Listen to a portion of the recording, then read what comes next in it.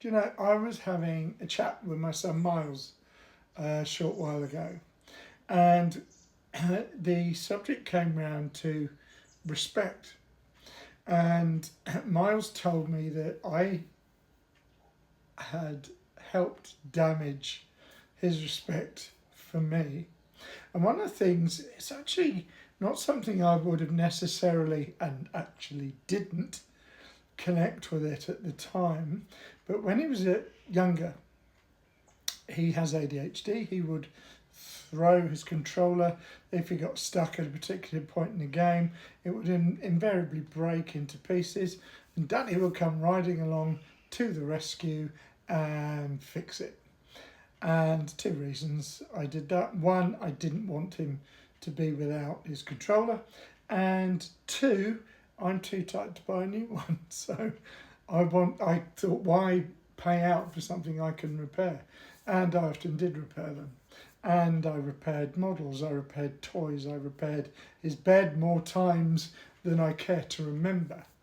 He broke it, I repaired it. So what did that teach him? Bearing in mind that there were no corporal punishment consequences like I'd had as a kid, and I'll talk about that in a minute. So as far as Miles was concerned, we might get cross for a couple of minutes, but actually materially, the things he'd broken in temper got repaired. Didn't cost him anything. It got repaired. He'd say sorry, that was it. He wouldn't mean it. No consequence. And that impacted on the respect he had for me. And he said, because there were no real consequences when we were growing up, I felt there were no real guidelines, no structures, so I respected you less. Obviously, now I'm older, I respect you for some of the things you've done, but as a dad, I didn't. Okay. So I compared that to my growing up.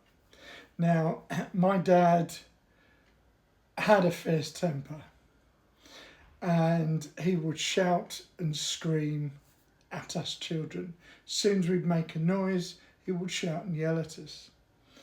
And he was very loud, and he had a beard, and when he was cross, his cheeks would bristle there, and it was intimidating. I was generally scared, and that's no way to bring up kids, but what I now know about Dad and his neurodivergence, it's unsurprising when I look back at it. Now, corporal punishment was all the rage, and I could say, big tale of woe, oh, I got beaten, never did me any harm. And while that's true from the point of view of getting some form of physical punishment a few times, I don't think over the time I was growing up that I can remember more than about 3 times when Dad laid a hand on me. And he'd always utter the immortal, this'll hurt me more than it hurts you. I disagreed with that, but I understand it now as a parent. And in conversations I've had with him as the years have gone by, he genuinely regrets the way he was when we were younger. And his neurodivergence meant with loud noises, he'd get very stressed and he couldn't deal with it. So it's funny looking back at things with a lens of understanding rather than just looking at the actions. And it's so few people actually take the time to do that, to try and understand their parents. All we say is, oh, I'm fucked up because my parents did this to me. Nobody asks the why. Nobody tries to understand the mechanics behind it. But it gets me back to respect. So what I had with Dad was consequence. What I also had was not knowing I had ADHD and being in uniform by virtue of Sea Cadets when I was 12, all the way through to 16, then pretty much joining the army a year later, and then the police. So I've had rigid structures and guidelines all the way along. and I have gained a lot of self-discipline as a result of that.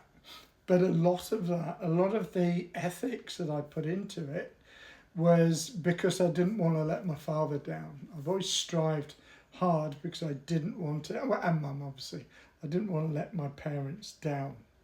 Now, when you grow up with no consequences, that's not as evidenced, and I think some children, and Miles isn't alone in this, grow up without consequences. You can grow up without direction. There's no structure. It's a free for all. So where do you go from there? So in respect of relaxing the guidelines, repairing everything, letting him get away with being a cheeky little shit, which he definitely was, I didn't help the situation. Part of the anxiety he has nowadays, I have to accept some responsibility for. Now, I love Miles to death, and we're now at a point where we have lots of conversations, adult to adult, and it's easier because I understand where he's coming from and he understands where I'm coming from.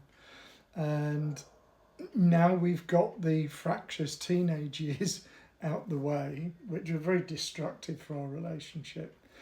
We're in a lot better place. But it's been a long discussion. It's really just me putting it out there. I think that the one thing kids need to know is obviously that they're loved and they're supported, but that they've got a rigid structure and they've got discipline and there is consequences for their actions. That's it. You may disagree, and I know nobody's written the perfect book on raising children. I don't think anybody ever will. It's very subjective. But that's it. My thoughts. I'd love to hear some of yours. Thank you. Have a good day.